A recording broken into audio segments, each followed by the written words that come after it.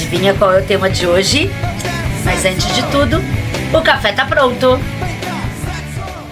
Um espaço de acolhimento, afeto, escuta e troca. Sejam bem-vindos a mais um episódio do Café com as Profas. Muito obrigada pela audiência de vocês e continuem nos seguindo no Instagram, no YouTube e no Spotify.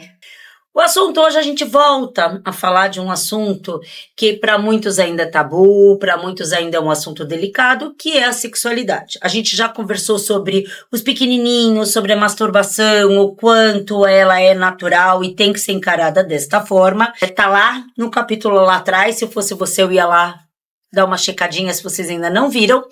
Mas isso a gente veio falar agora do adolescente, de quando a criança sai realmente da infância, onde a sexualidade ela realmente vai ter o caráter sexual, né? Quando a criança começa a descobrir o seu corpo e começa a sentir o prazer, e quando a menina menstrua, que o corpo muda demais, quando o menino começa a engrossar a voz, quando todos os hormônios começam a aflorar e fazer sentido para eles. Ou não fazer sentido, né? Eles Exato. não entendem, às vezes, o que está acontecendo, se sentem inseguros, fica cheio de dúvidas. São sinais da puberdade, que para algumas famílias, que nem você trouxe, pode ser tabu, para outras famílias é um espaço de conversa e é o que a gente acredita. Aqui a gente acha que seria ideal, né? Que precisa ter esse diálogo, que precisa a família ser um canal de porto seguro. Não é fácil,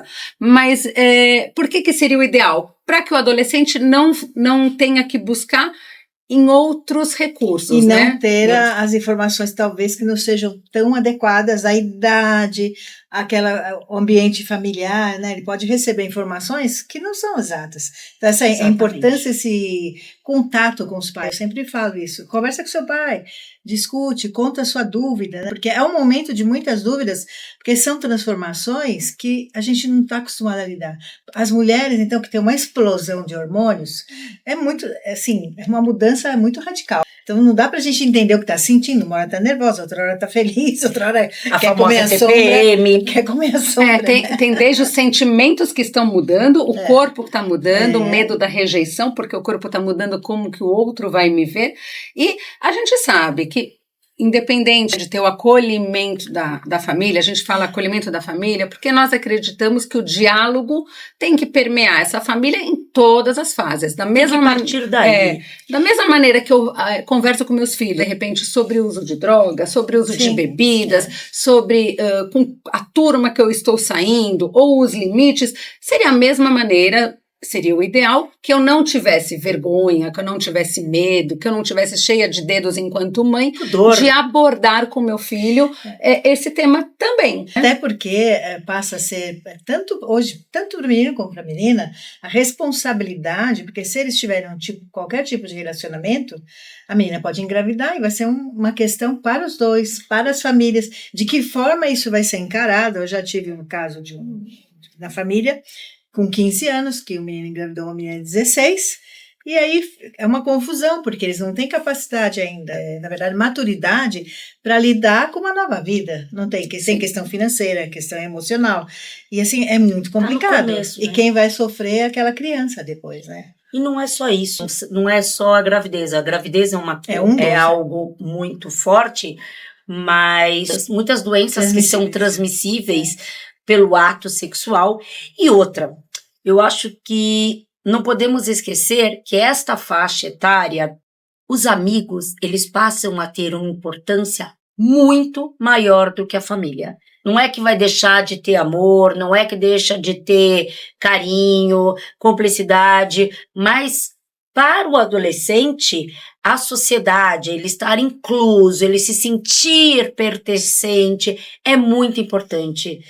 Então, se a família não dá um bom respaldo, uma boa base para que esse adolescente se sinta seguro, ele pode cair em diversas ciladas. Às vezes, até antes, né, do ato sexual em si, quando a gente estava falando que vai mudando o corpo e tudo, então a gente tem que ir acompanhando e às vezes abordar o assunto antes. Que nem você falou, não vou esperar engravidar, a gente aborda o assunto antes.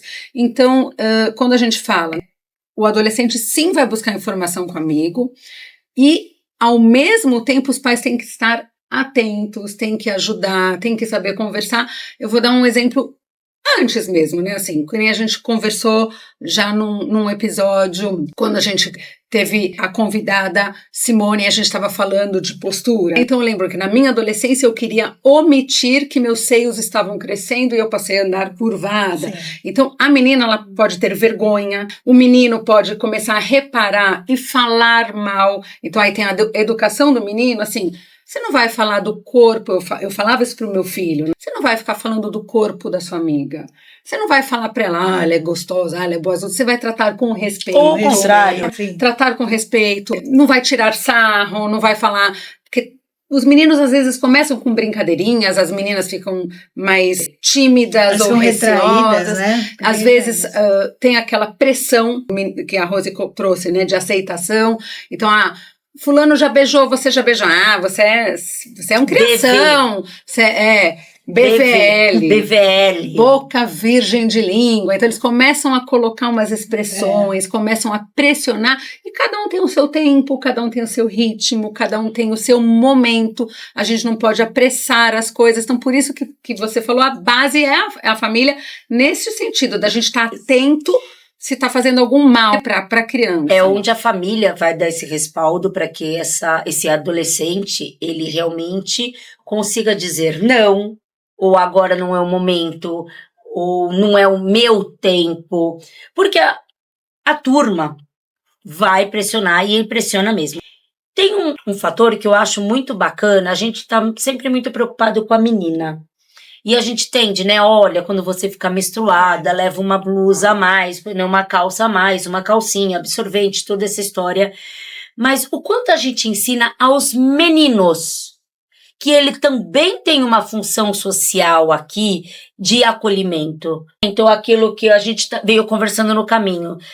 Quantos meninos que, ao notar que uma menina acabou, se sujou a menstruação, acabou sujando a calça, ele tem um papel bacana e ele pode ser extremamente gentil e acolhedor, isso, ao dar uma blusa para essa menina. Ou falar assim, olha, e dar risada, ele pode chegar para ela, né?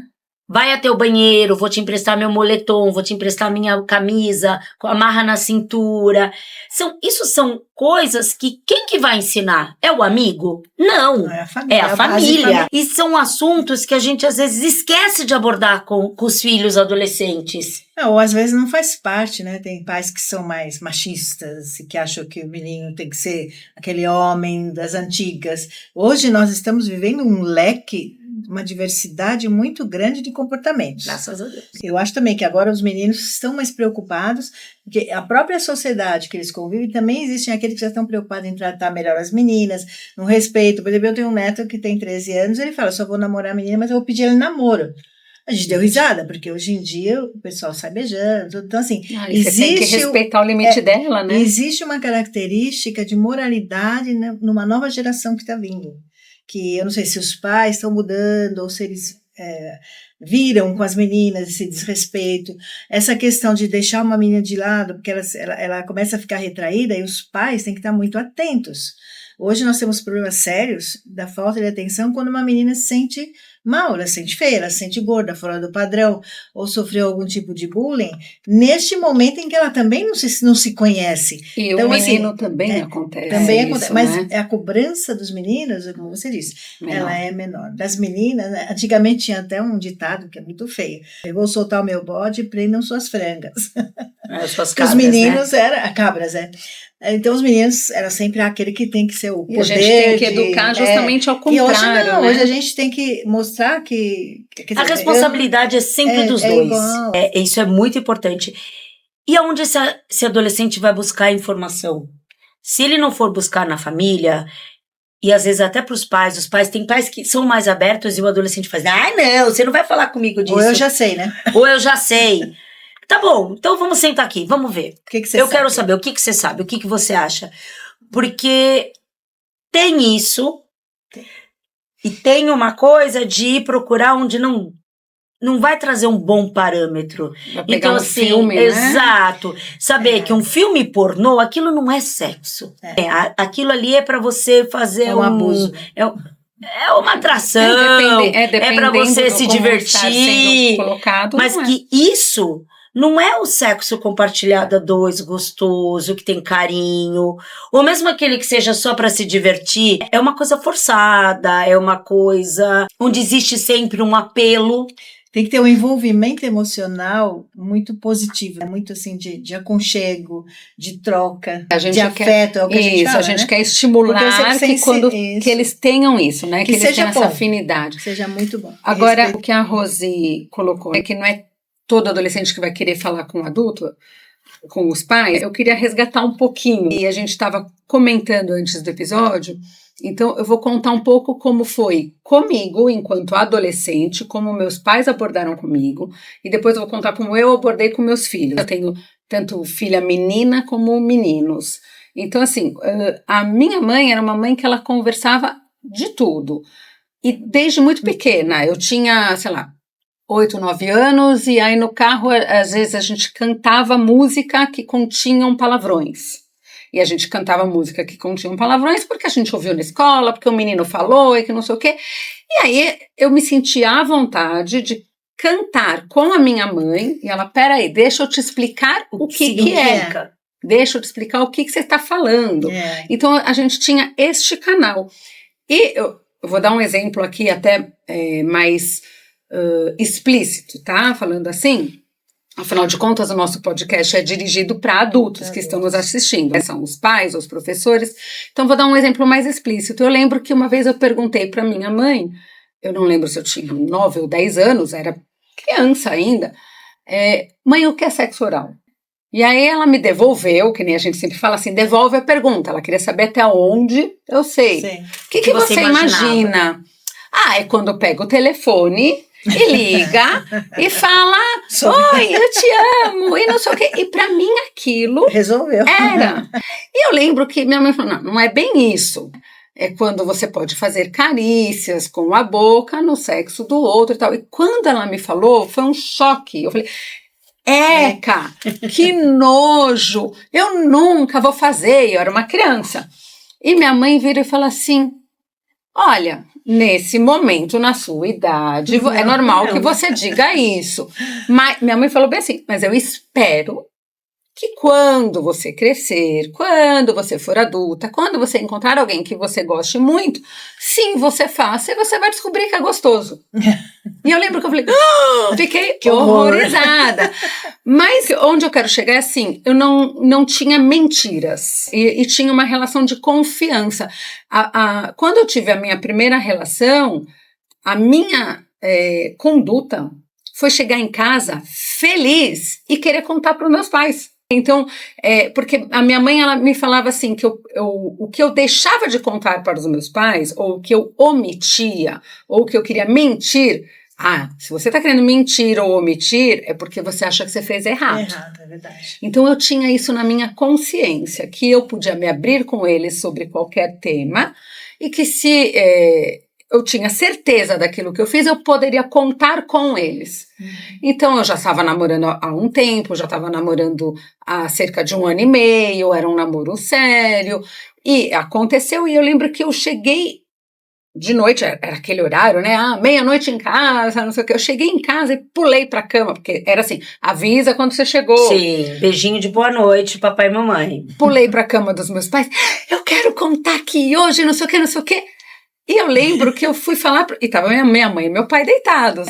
Vocês conhecem o meu pai, ele bem sério, ele virou e fez que tá dormindo. E a reação da minha mãe, deixa o papai dormir, vem cá. Aí ela veio no quarto comigo, vem no teu quarto. O papai ficou meio, assim, deixa ele dormir. Mas me conta os detalhes. Então, e foi bem minha mãe, assim, de um papo de mãe, mas ao mesmo tempo amiga. E vale aqui pontuar que até antes, quando eu tive a minha primeira menstruação, a primeira atitude da minha mãe foi, nós vamos ao ginecologista, você tem a sua primeira menstruação, ele vai te dar algumas orientações, mas eu lembro que ela falou assim, aqui é a carteirinha do convênio, na minha frente, na frente da secretária do ginecologista. Aqui é a carteirinha do convênio médico. A Luciana tem liberdade de vir aqui sozinha quando ela quiser, quando ela precisar. Eu não sei se em off ela falou para o médico, você me avisa quando acontecer ou não. Mas eu senti que eu podia ter ali se eu precisasse ir sem minha mãe, eu poderia. Então, ela quis me transmitir segurança de confiar num profissional da saúde se eu tivesse qualquer questão. Até porque falar alguma coisa que eu fiz que igual, não conseguisse passar. E eu fiz igual com a minha filha. Eu quis repetir, então eu lembro que eu escolhi um que ela pudesse ir a pé, a primeira médica que ela foi. Depois ela já teve liberdade, ela foi em outra que ela gostou mais, tal. Mas eu lembro que eu tive essa conduta também, muito bacana, de mostrar que você pode ter ali um respaldo até médico, se tiver qualquer intercorrência. Até porque a gente sabe que alguns pais não conseguem ter essa conversa com os filhos, alguns filhos não conseguem ter essa conversa com os pais. Sim. Então, muitas vezes, o que é bacana de se fazer é procurar um adulto que seja responsável. Então, um psicólogo, um médico, filho, vamos no médico? E se propõe a sair. Falou assim, doutor, eu vou deixar ele aqui porque para que ele possa fazer todas as perguntas. O mais interessante, o mais importante é que esse adolescente ele tenha respostas. Seja através de você, seja através de um psicólogo, através de um médico, que ele tenha um bom referencial de apoio. Ele saiba aonde procurar. Também. Às vezes um psicólogo da escola. Até nisso eu acho que assim, a escola também tem que estar imbuída desta responsabilidade. Para que esse adolescente ele não fique no limbo, não fique imaginando. Né? Porque assim como a gente falou, a criança, o adolescente, quando ele não tem a resposta certa, ele vai procurar ou ele vai imaginar. Uhum. E isso é algo que tudo que a gente constrói na nossa mente, ela sempre se amplifica. E pode dar margem para o erro, né? Assim, se você procura em lugares errados, até as suas atitudes, é o que você estava falando antes, a gente tem que até educar para agir com gentileza, com empatia, com respeito, com reciprocidade. E isso eles levam para a vida toda, porque hoje eu tenho filhos casados, né? E eles falam para mim, você sempre defende ela, nunca me defende, tem até um certo ciúme, porque tanto eu quero que eles tenham respeito, que eles fiquem bem, que você acaba, fica no meio termo ali. Defendendo as noras. É normal isso, né? Porque a gente não quer que distratem, embora foram educados dessa forma, tinha o exemplo em casa, né? Claro que isso é muito importante. Se uma criança que não tem esse exemplo, o que ele vai levar, né? Como que ele vai viver socialmente?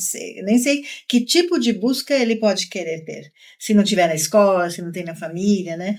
Essa semana eu vi uma notícia, assim, que eu achei bem estranha, a questão de umas meninas que, 4 ou 5 meninas foram dormir na casa de uma outra menina, 10, 11 anos. E uma das meninas, e a mãe, claro, a gente toma conta, né? Você não tem menino, não sei o que você pensa, né? E uma das meninas levou um celular. Quando a mãe foi dormir, estava todo mundo dormindo, a menina chamou todas as outras e começou a mostrar filmes pornográficos para as meninas. E as meninas não tinham ideia de sexo nenhum. Isso foi um choque para elas, porque para quem nunca ouviu falar, 10 anos, ainda nem despertou. Então, você pode imaginar o tipo de trauma que causou, que não, se você não está preparado, aquilo não é agradável. Na verdade, sim, imagine uma criança de 10 anos. E a mãe, depois que descobriu que a própria filha fez, ficou desesperada. Falando com as outras mães, tudo. E de onde ela acessou isso? Que é o nosso problema das telas e da internet. O fácil acesso em alguns temas que eles não estão preparados.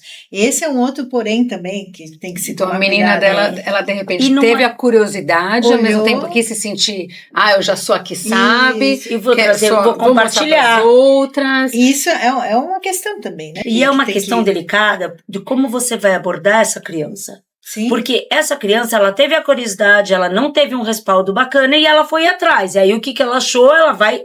É o que a gente fala, nessa idade eles vão compartilhar tudo. E a gente tá numa época de vida que tudo é compartilhado.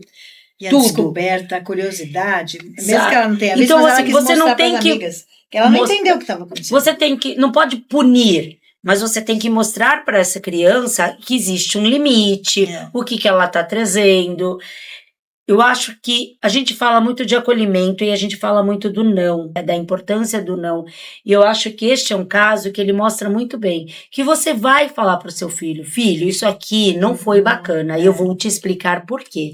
E até assim, um exemplo que você trouxe, que você acabou vendo essa notícia, mas de alguma forma os pais ficaram cientes. Então assim, por outro lado, quem viu e não estava preparada compartilhou em casa que olha o que aconteceu, ou compartilhou com a dona da casa, com aquela adulta, olha o que aconteceu. Então assim, de alguma maneira, mesmo que assim já tinha ali um pequeno estrago, ele não foi além porque foi compartilhado com outros adultos. Ainda dá tempo de explicar. E de sentar, de conversar, de falar sobre. Então, isso que é importante, é sempre ter o diálogo e a confiança. É o que a gente fala, né? Nós temos que ouvir e estar preparado para responder. Né? E se não está preparado, e se não está preparado também, né? A gente já falou sobre isso, né? Muitas assim, vezes, de né? falar assim, Respira.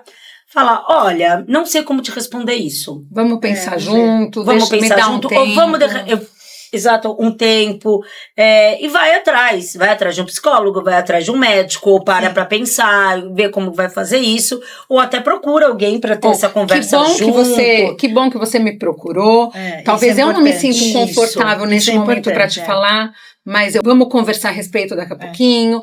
Eu acho assim, é importante ter um canal aberto de respeito, de acolhimento e de procurar entender até onde vai a dúvida do outro, o que ele precisa, no que está precisando de mim.